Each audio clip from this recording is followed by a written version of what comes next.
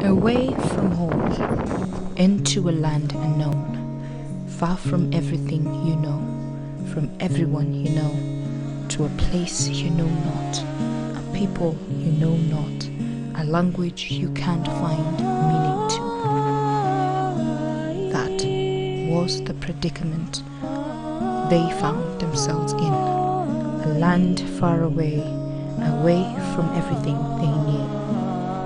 All the way from the comfort of their homes to this, from a free man to a slave.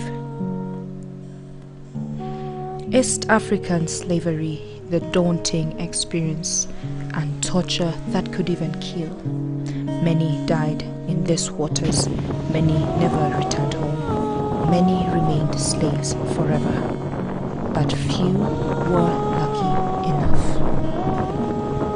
Today, the descendants of the slaves still live here in the Kenyan coast, those who were lucky to be freed early enough and not shipped abroad, where the future was blurry, where there was not possibility of freedom.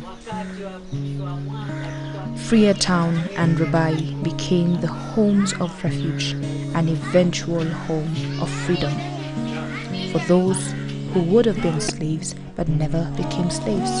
They found a new home. Freetown.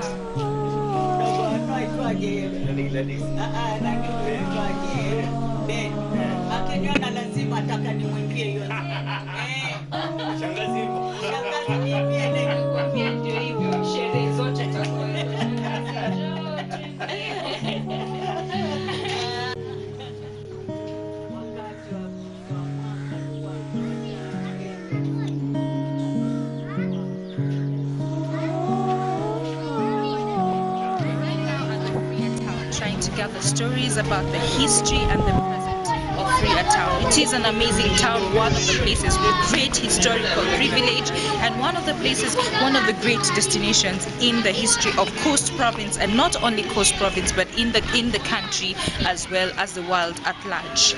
We're walking on this road, Zualangombe, which is a son of the cow in Giriama, which is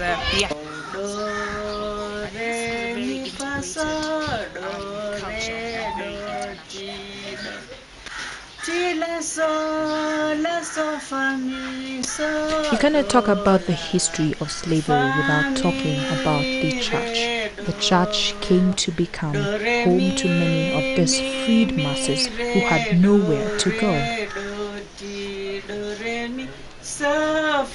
These people eventually came to be known as Wamisheni. They became the teachers, they became the pastors, and they became the catechists. It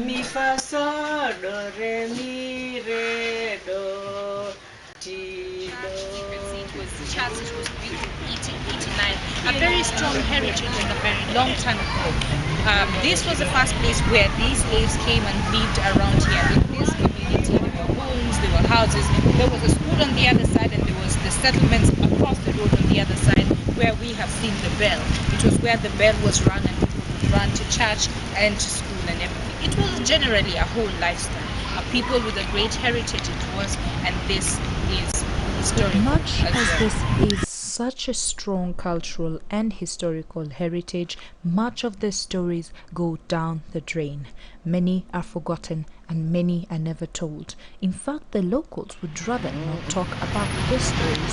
Some of the monuments We're now standing at the bell tower, which was one of the very historical monuments, one of the places where the people used to, and it was a very functional bell. The people of Fria would hear the bell daily. It would have different sounds.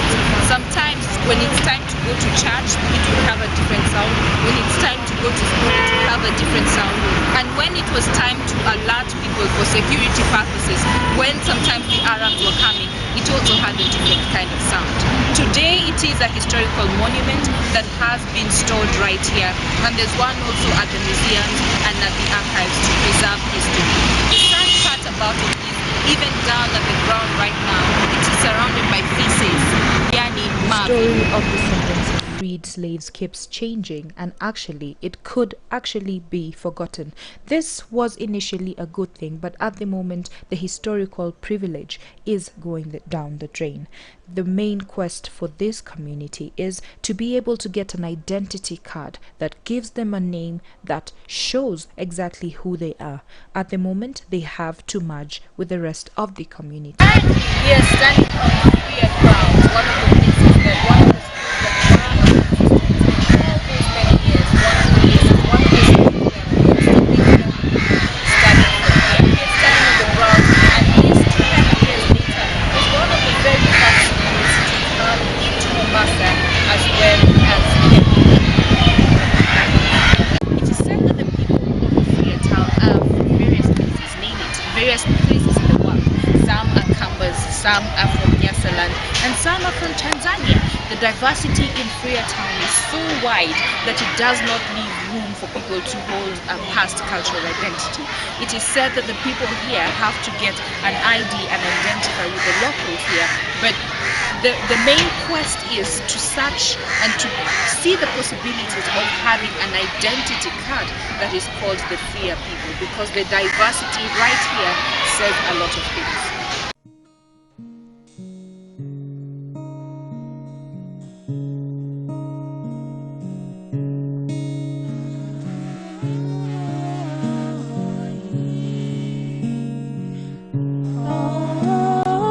The story of slavery might have been too painful for many people to remember, or maybe it was one that was full of shame that many preferred to forget about it altogether. It explains why many wanted to merge into the communities and completely forget about the history of slavery. However, sometimes things like identity should not be lost.